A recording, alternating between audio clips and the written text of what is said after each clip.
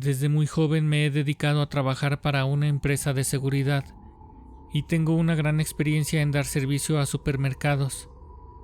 A lo largo de mi trayectoria me ha tocado ser testigo de cosas paranormales que ocurren en las tiendas. Nadie me lo ha platicado. Yo he sido testigo en primera persona de esas experiencias. Yo empecé desde abajo en el puesto de guardia de seguridad. Mis jornadas al principio eran de 24 horas de trabajo por 24 de descanso.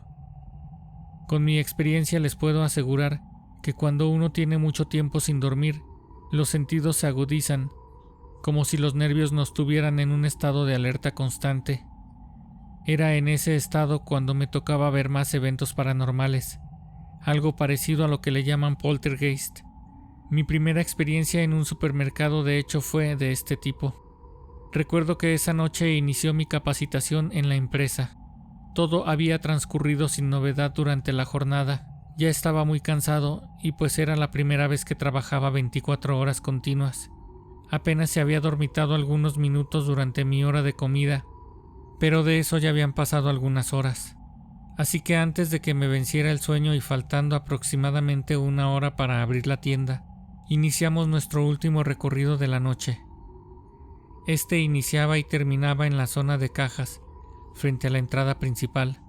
Así recorrimos toda la tienda, y cuando pasábamos por uno de los extremos, cerca de la panadería, miramos cómo a lo lejos repentinamente se encendió la luz de una de las cajas. Nos pareció muy extraño, ya que mi compañero y yo éramos los únicos que nos encontrábamos dentro. Hay ocasiones en las que programan turnos nocturnos para las áreas de recibo y de surtido, pero esa noche no fue así.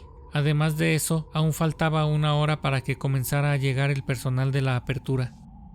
Continuamos caminando por las diferentes zonas, y cuando nos acercábamos de repente al área de cajas, empezamos a escuchar un bip, como si una caja de cobro estuviera trabajando. Llegando a la caja que sonaba, efectivamente la luz estaba encendida, y el bip continuaba.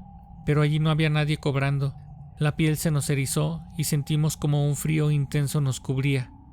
La luz empezó a apagarse y a encenderse muy rápidamente. El sonido también fue cada vez más rápido, hasta que de un momento a otro toda la actividad se detuvo. Al terminar eso que acabábamos de presenciar, pensamos por un segundo que podía tratarse de una broma.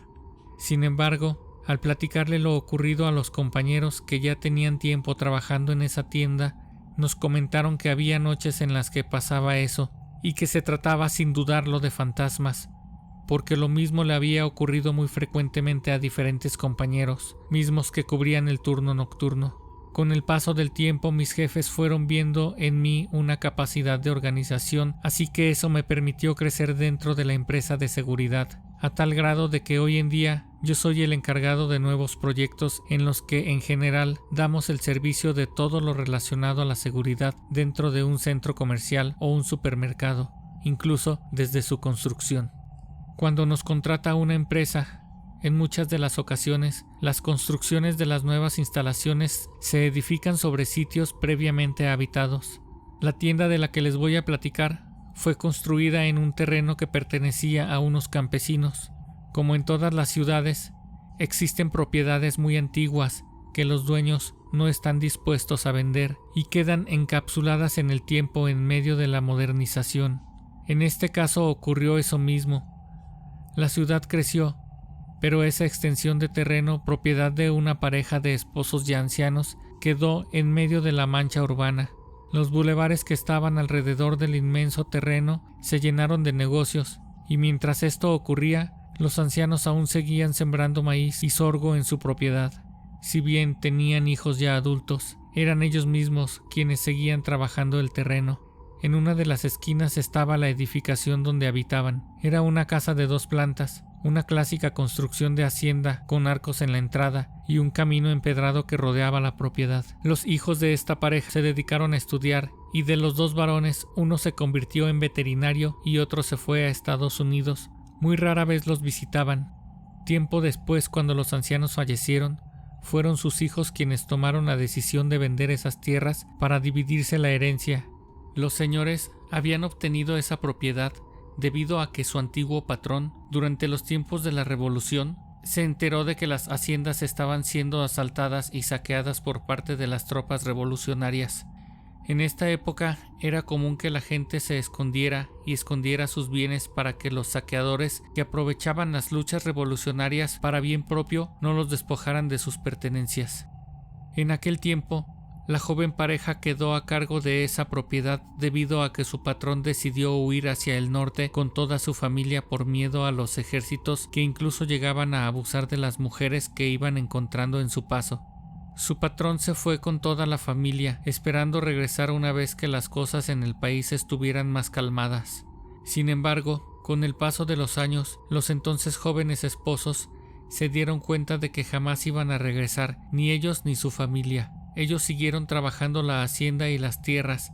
Alrededor del año 2000, me llamaron para indicarme que debía formar parte de un equipo que estaría a cargo de la seguridad en el nuevo supermercado. De esta manera es más fácil garantizar que no haya pérdidas humanas ni materiales durante la construcción y apertura de las tiendas. Buen día, señor Manuel. Pase usted. Como le habrán comentado, estamos planeando iniciar con las obras la siguiente semana.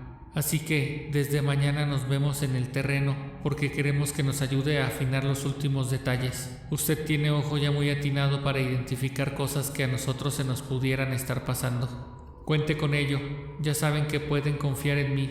Mañana mismo realizamos el plan para que todo salga conforme a lo requerido por la cadena. En realidad, para ese momento ya había estado yo como encargado de toda la seguridad de inicio a fin de los 3 últimos supermercados que se habían construido, así que sentía ya algo de confianza en que todo iba a salir bien. Al día siguiente, muy temprano llegué al lugar acordado. Desde el inicio llamó mi atención porque era evidente que la obra iba a tardar más de lo normal, porque el terreno no estaba limpio. Saltaba a la vista esa construcción que les mencioné y habría que realizar demolición de la antigua casa. Dimos un recorrido por la propiedad y durante la inspección, dentro de ella aún había pertenencias de aquellos señores. El encargado de la obra tenía la instrucción de deshacerse de lo que había en el interior. Así que días después se les dio permiso a los albañiles para que se llevaran los objetos que quisieran conservar. Así fue. Para el siguiente fin de semana todo ya se encontraba listo para la demolición. Don Jesús era uno de los albañiles con los que ya me había tocado trabajar.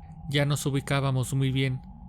Entre otras personas, también estaba trabajando esta vez en la obra Felipe, su cuñado. Él era el esposo de su hermana Brenda. Cuando iniciaron la demolición de la casa, ellos fueron los encargados de retirar el resto de los escombros que la máquina dejó en esa zona. Después de dejar todo aquello libre de residuos, se dieron cuenta de que en el piso de aquel lugar había una área que era diferente a lo demás. Esto le dio una idea a don Jesús.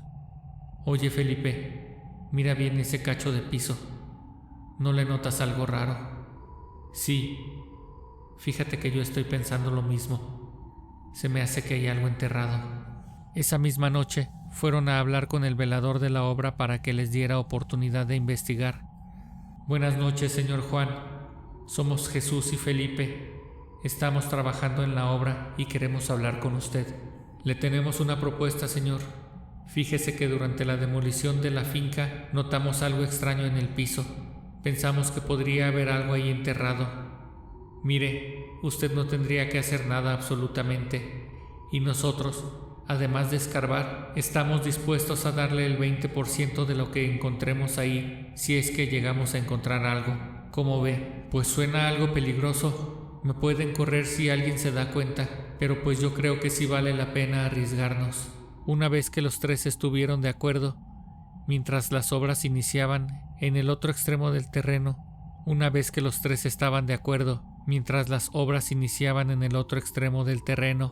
por las noches se dieron a la tarea de iniciar la excavación. Sin embargo, las primeras noches no fue fácil. Hubo muy poco avance, ya que se trataba de una gruesa placa de cemento que había en esa zona. Esa noche llegaron como lo habían estado haciendo las noches pasadas. Sin embargo, fueron sorprendidos por Mario. Él era otro de los albañiles que también estaba trabajando en la obra. Vaya, así que andan por acá, señores. Vengo a ver cómo vamos con este trabajito y también para ver de a cuánto me va a tocar. Don Jesús le respondió: es mejor que te vayas, Mario. Esto es algo que a ti no te importa. En ese momento, Juan el velador se acercó muy despacito por detrás de Mario y, para sorpresa de todos, lo golpeó con una pala en la cabeza. Mario cayó de inmediato sobre un montón de tierra. Todos exaltados, de pronto Felipe tuvo una idea.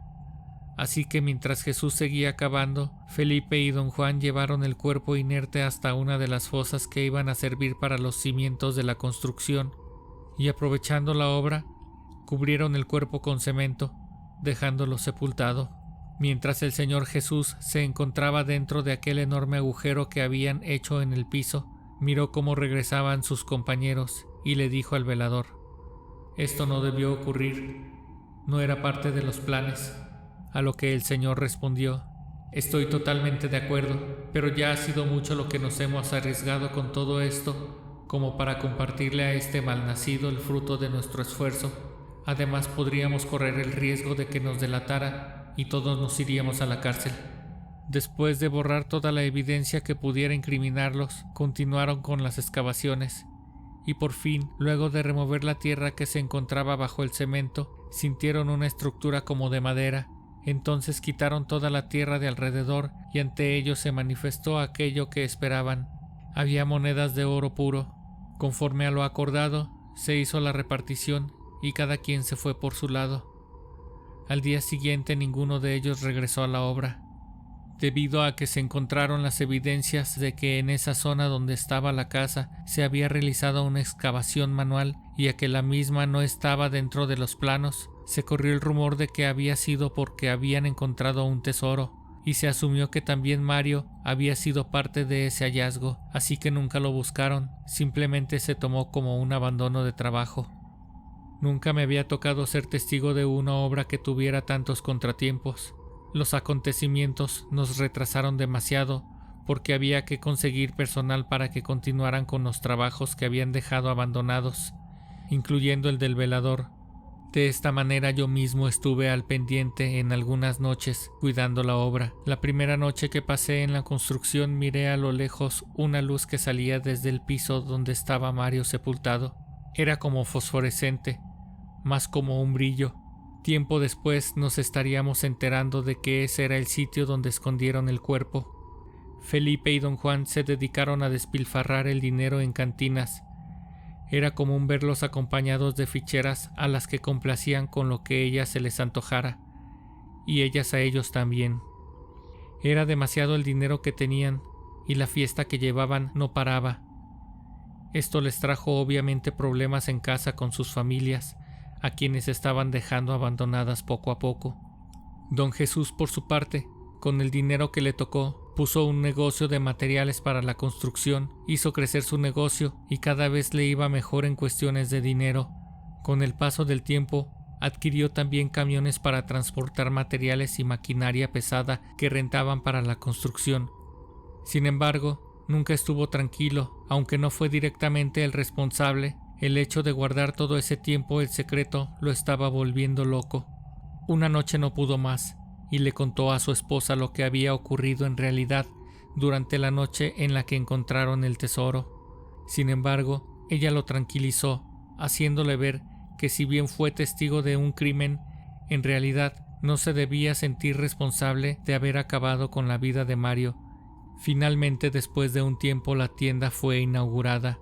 Fue un camino tortuoso, pero se había logrado al fin. Los rumores entre los empleados no se hicieron esperar y se empezaron a contar leyendas acerca de aquel tesoro encontrado durante la construcción. Se percibía un sentido de pertenencia diferente a otras sucursales, ya que en el caso de esta ubicación había algo adicional, como si hubiera algo fantástico que envolviera a ese lugar. Y así como iniciaron las leyendas, también había reportes de que había un aparecido que agredía a los empleados que les tocaba estar de noche. Decían que se le veía como un ente enojado y agresivo que hacía ruidos y tiraba cosas de los estantes. Llegamos a ver videos de seguridad en los que se observaba cómo caían comúnmente accesorios del área de electrónicos y que evidentemente no podían haber caído solos. Pasaron 2 años desde que ocurrió el crimen, Cuando una tarde que don Juan estaba en una cantina, se dio cuenta de que era tanto el dinero que había estado malgastando que empezó a caer en la realidad y la conciencia le empezó a cobrar factura. Conforme se fue quedando sin dinero, empezaba a recordar cuando asesinó por la espalda a Mario, preguntándose qué hubiera pasado si le hubiera dado aunque sea una cuarta parte de lo que le tocaba. Entonces empezaba a alucinar. Entre la falta del alcohol y el remordimiento empezó a perder la razón. Felipe, quien aún tenía mucho dinero, nunca había dejado de pensar en cómo ayudó a Juan a deshacerse de toda la evidencia de aquel asesinato. Ahora le estaba pesando también haber dejado a su familia por andar en el vicio. Se dio cuenta del vacío que estaba dejando en él todo ese tiempo malgastando el dinero lejos de las personas que tanto había querido y que siempre estuvieron con él en las buenas y en las malas.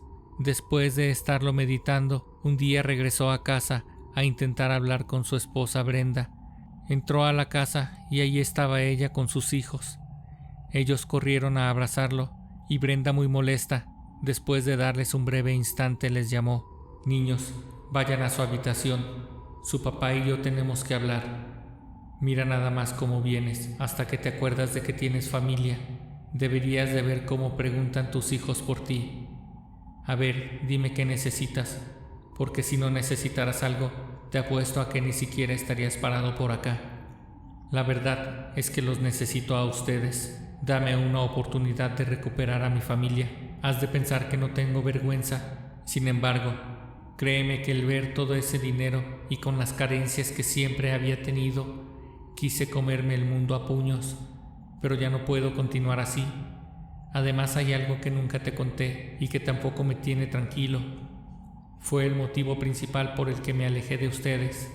He vivido con el cargo de conciencia de algo que ocurrió aquella noche en que encontramos el dinero.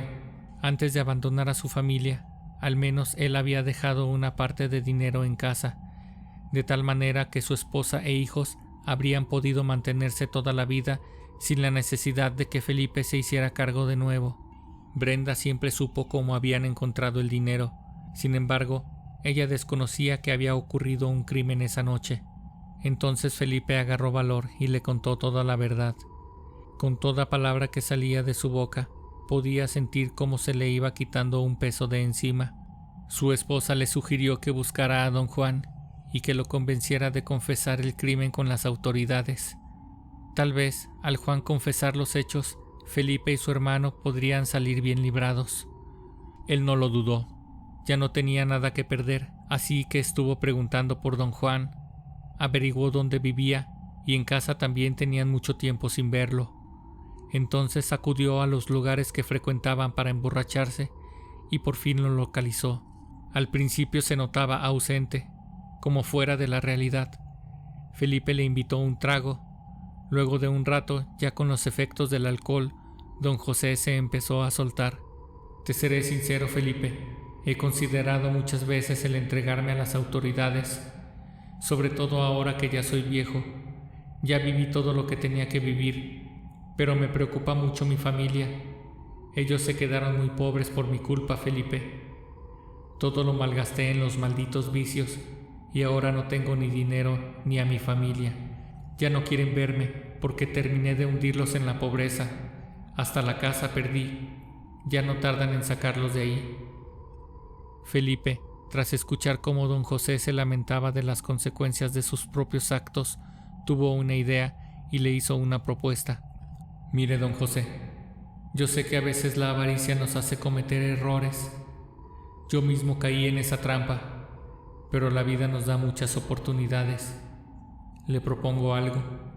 Yo aún conservo algunas cuantas monedas de oro. Estoy dispuesto a compartirlo con usted, pero con una condición, tal y como lo pensó usted antes, que se entregue a las autoridades y acepte el 100% de la responsabilidad. Usted tal vez va a pasar el resto de su vida en la cárcel, pero a cambio va a dejar a su familia con el dinero suficiente para pagar los estudios de sus hijos. Y por ahora, primero que todo, búsqueles una casa bonita para que puedan vivir tranquilos. Don José, al escuchar esa propuesta, se sintió entre la espada y la pared.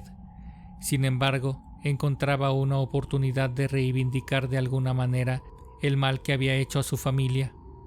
Conforme a lo acordado, Felipe entregó algunas monedas de oro a don José y él hizo lo propio. Una vez que dejó a su familia ya establecida en su nuevo hogar, se fue directamente a hablar con las autoridades. Su confesión fue ligada a un caso de reporte de desaparición. Efectivamente se trataba de la persona que un par de años antes sus familias reportaron como desaparecido. Sin embargo, como es costumbre, las autoridades no habían movido un solo dedo. Ni siquiera fueron a visitar el lugar en el que trabajaba Mario como albañil cuando desapareció. Ahí fue cuando yo me enteré de parte de la historia. Si bien el tema del tesoro en la construcción ya era bastante popular entre los empleados, lo del crimen ocurrido durante la extracción del mismo sí nos tomó a todos por sorpresa. Fue ahí cuando me di cuenta de que aquel resplandor que yo miraba se trataba del lugar en el que estaba enterrado el cuerpo. Don José fue juzgado por las autoridades una vez que lograron rescatar los restos de Mario. Fue una labor muy difícil, que incluso metió en problemas a la compañía. Mi trabajo también había sido manchado. Hubiera sido el crimen perfecto si este señor no hubiera confesado. Cuando pensamos que el caso ya estaba por cerrarse, una madrugada recibí una llamada del personal del supermercado. El lugar estaba lleno de autoridades porque habían encontrado el cuerpo de una persona que se había quitado la vida al colgarse de un árbol junto a una de las bardas del estacionamiento. Era el mismo lugar donde habían encontrado el tesoro, y se trataba del cuerpo de don Jesús, quien, al no poder con el cargo de conciencia, tomó esa decisión, no sin antes escribir una carta donde detallaba todo lo ocurrido. El caso seguía en proceso, y Felipe también fue interrogado al ser mencionado en la carta de don Jesús. Al verse acorralado, confesó ser partícipe de lo que ocurrió aquella noche, y también fue apresado. Algunas personas decían que el tesoro tenía una maldición y que había caído sobre ellos. Yo pienso que fue la ambición lo que provocó que las cosas terminaran así. Este relato está basado en hechos reales. Si te gustó, suscríbete a mi canal. Activa la campanita y compártelo. Subo episodios cada semana. Esto fue Historias de Terror Reales.